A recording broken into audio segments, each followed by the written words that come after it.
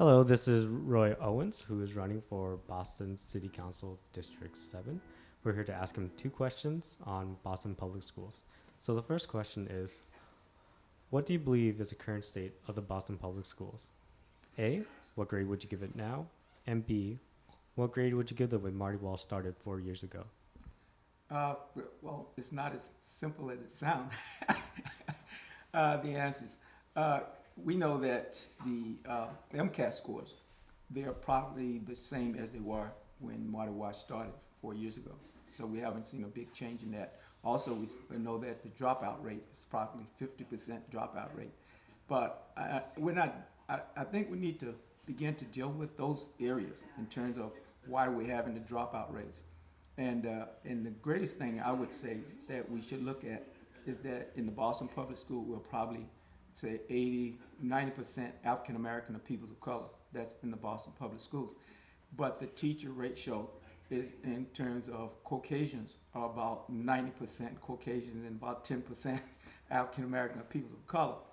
And a lot of the people who you're dealing with are union who have their own thing.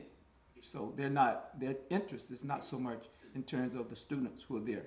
That's a big problem right there. It's in terms of, because when you come back to the African American community, the peoples of color community, they're mostly religious people. And so but the peoples who are doing the teaching are more or less anti-religion. And in the Boston Public Schools, if you talk about God, anything like that, children expelled from school. We have in Massachusetts children been expelled in kindergarten, earlier this year, expelled for just writing or drawing pictures about crucifix and stuff like that. Pictures that have been to the museum. So we have a problem with culture and also a problem with people who are being hired, because a lot of people that's being hired, they're hiring them based upon the fact they don't talk about God. Somebody says three things you don't talk about is religion, I guess politics, and sex. And the main thing that's being taught in the Boston Public Schools is sex. Okay, and we have new sex ed policies that's coming down right now from the state, and those are mostly a lot of time started in the city of Boston, and then they'll move up to the State House. Many people don't know that. So a lot of the teaching and things that's happening in the Boston Public School is a relationship to what people start in the city of Boston, and then they have to put into law. And then everyone across the state is supposed to teach that. But that's not happening either, because what the governor signs, I don't know, many people realize, whatever laws are passed in the state of Massachusetts, but they leave it up to each city and town to enforce it like they want to enforce it. Within the African American community, the things that are being taught in terms of family and things that's being taught in terms of the public schools are two different things.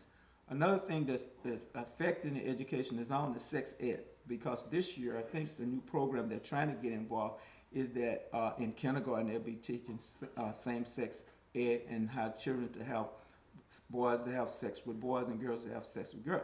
Many of the parents are not aware of this, and I'm like, this is really bad, because now you totally, if you are, what we in the African American community are religious people and peoples of color, basically, when the Chinese community you find the same thing, heavy in terms of religion, believing in God, and yet the school system is teaching just the opposite, so things like that. So and also to deal with the fact that you have a mayor that's anti what you would call people.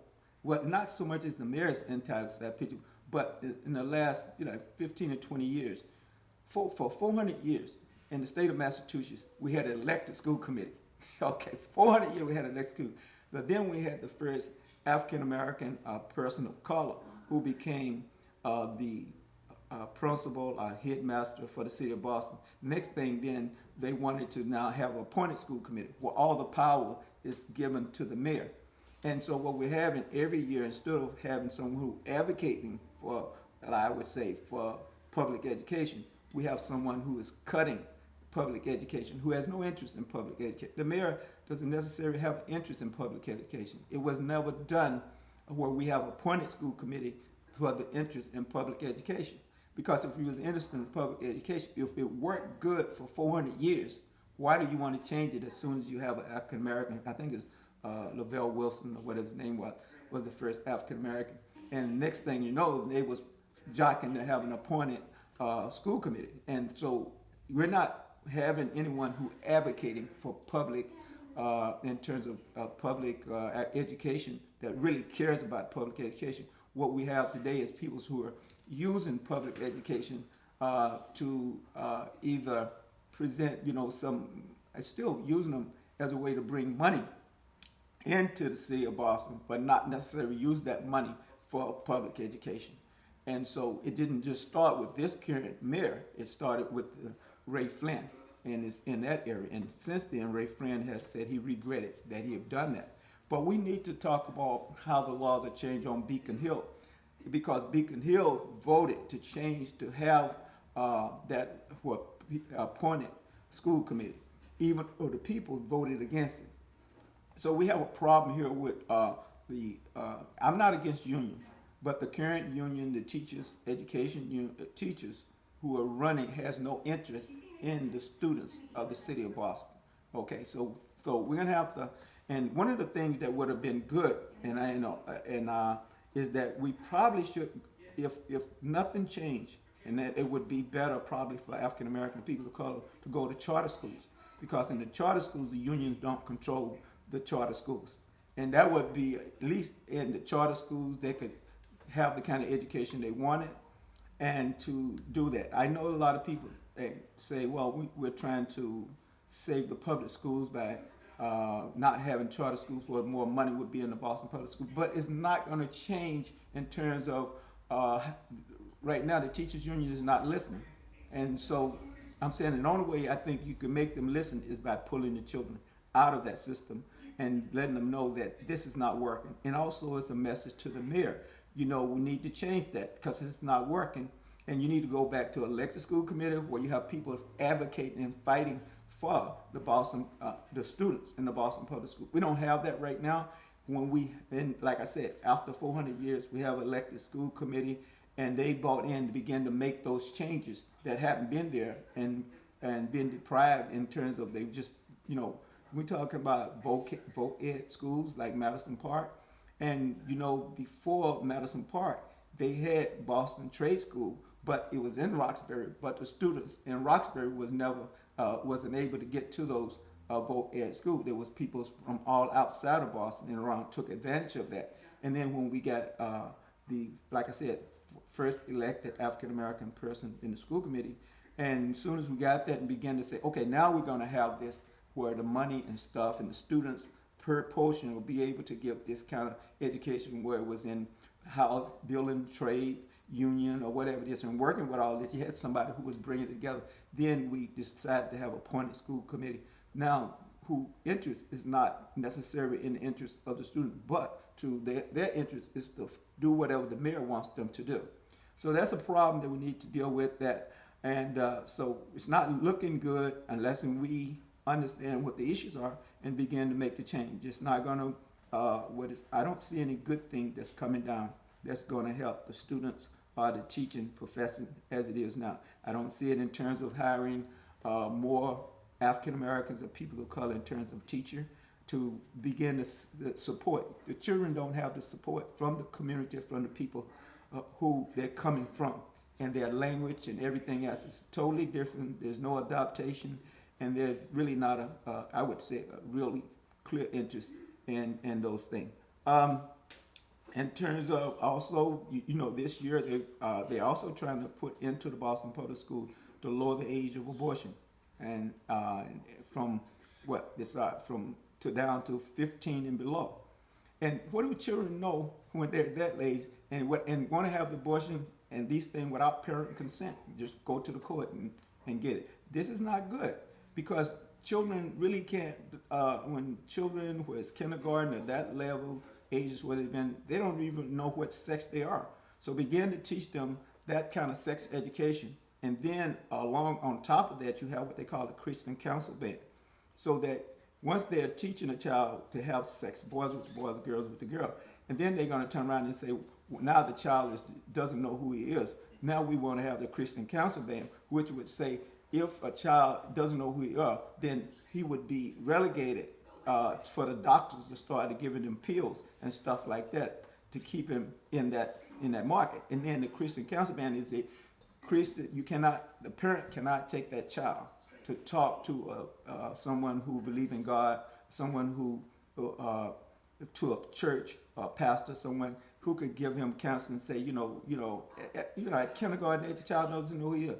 And if they pass that law right now in Beacon Hill, the Christian Council Band, to ban Christians from being able to talk about God, or have the parents can't talk to Christians about God, or take their children to church to talk about God if they're having this confusion. You can't have 8 hours a day, 5 days a week, talking about that child, you like your mother, you're gay. If you like your father, you're gay. You can't teach that 8 hours a day and not confuse the child. It's like a child is like what they call the Stockholm syndrome, where he's held captive for 8 hours a day, and the parents tell him you got to go to school there, and not start to think that whatever the teacher tell you is all right. This would be if this law passed on the sex ed bill and the Christian Council Band. This is law that teachers would mandate to teach whether they want to or not, and it's called opt-out program rather than opt-in.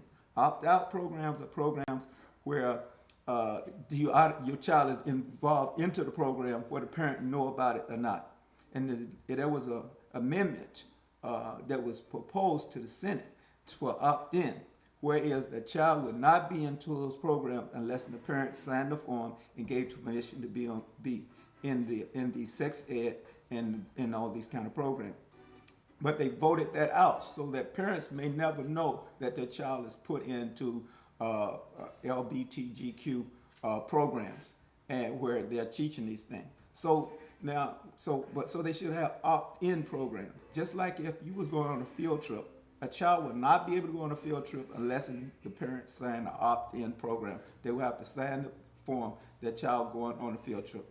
And so here's a thing where it's changed the whole lifestyle. The child's life is going to be changed. Everything that he believes in, we're talking about in kindergarten, and you're going to have an opt-out program where the parents may never know. They can always say, we sent a flyer, we said that, but the flyers they're sending is talking about help program.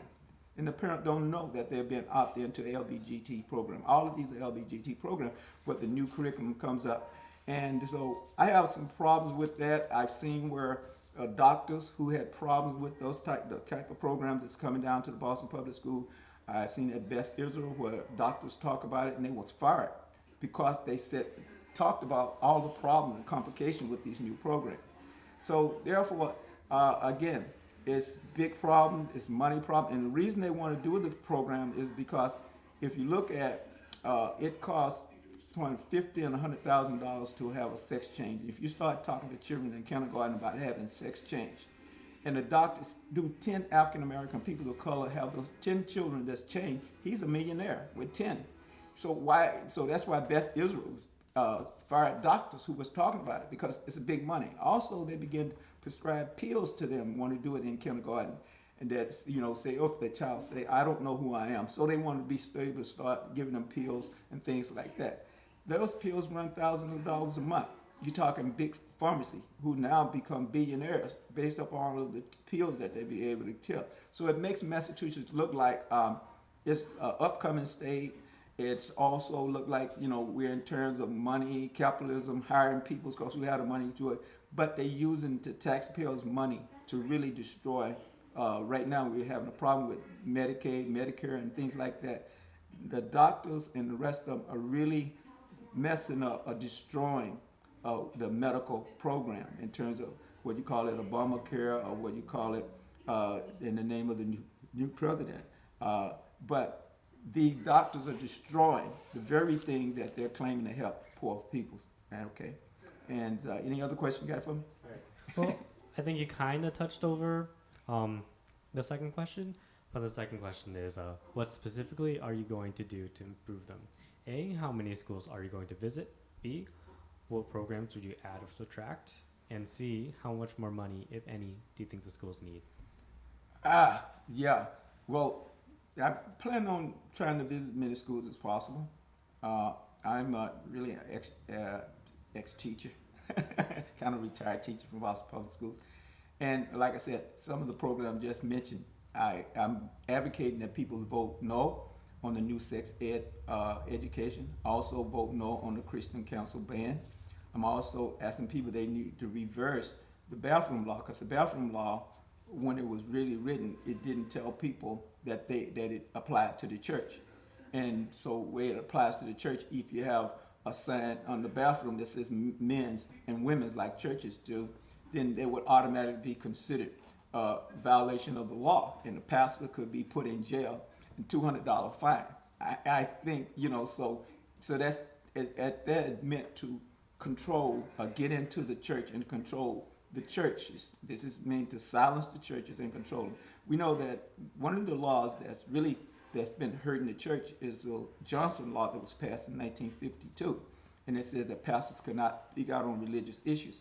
And then by 1963, 11 years later, they passed the law that says no praying in the schools, and the pastors had been silent, so they didn't even say nothing because of fear of losing their tax exempt status, and that has continued until this day. So a lot of things that's been happening, and what is happening more and more is the city and state and the federal government has become more like a dictatorship, and all of the rules and laws that was delegated to the peoples or to the states has been delegated to the federal government or to the judges or the Supreme Court, and where they now have absolutely dictator control over the peoples. And my understanding of the way the laws are supposed to be made is peoples can make the law, or the representatives can make a law. Like when the peoples collect signatures and put a thing on the ballot, it's because that's what the peoples want. What has become now, what peoples collect signatures to put on the ballot, and we have our state reps or state senate voting not to put it on the ballot. And so it's becoming where and it's getting the same way more power is given to the mayor or the rest of them. And that power is now using it for their own special program. So this is out of control. So I'd say, I'm saying vote no on those programs. Also, we need to go back and elect a school committee where the school committee is advocating for those children. And you can have more access to that person individually and to put that pressure on for what you want. You don't have that process in the city of Boston, because you have a lot of people who say, well, I'm voting for mayor, but I don't have any children in the city of Boston, so that's not my issue. You see what I'm saying? And so you have people who are voting on school issues who don't care nothing about, I'm voting for the mayor because I like the mayor, whatever it is, and he's going to get more jobs over here, but not thinking about he's cutting the money from the Boston Public Schools in the education. And we don't have an advocate for education. Right now, mostly classes we teach is sex ed, and it's also promoted by the industry, because that's what's really happening in terms of the Boston Public Schools. We have the mayor, who are people, those companies, pharmaceutical companies, they're putting a lot of money into the mayor's pocket because of these programs. So it's not, so you can look at the people who are giving money to them, it's not in the interest of the Boston Public Schools. And so I would say we need to change that. Okay, big time. All right, thank you. This is Roy Owens, who is running for Boston City Council District 7. Yeah, I can say that. So don't forget, if you're voting on Tuesday, September the 26th, I ask you to vote for Roy Owens for family values. Together we stand and divided we fall. And our children, that's our future is at stake. And so we need to think about the future, and not so much to think about if you, I don't have any children in the Boston Public Schools, but think about the future of our children and our African American community. We're about 55 or 60% of the city of Boston's African American people of color. But in terms of jobs and economics and things like that, we're not voting our interests. And we need to think about it. If we're the majority, we need to vote our interests right now. And we need to let the mayor know that we're not going to vote for him or anyone else unless they're going to talk about changing. And we need to start talking about changing in terms of the Boston Public School. Go back to elected school committee. If it was working for 400 years, I think it'll work. Come back again. It wasn't. They didn't get rid of it because it wasn't working. They got rid of it because it began to work for all of the people. All right. And again, thank you. God bless and heaven smile upon you. All right, thank you again. This is Roy Owens, who is running for Boston City Council District 7. Thank you again.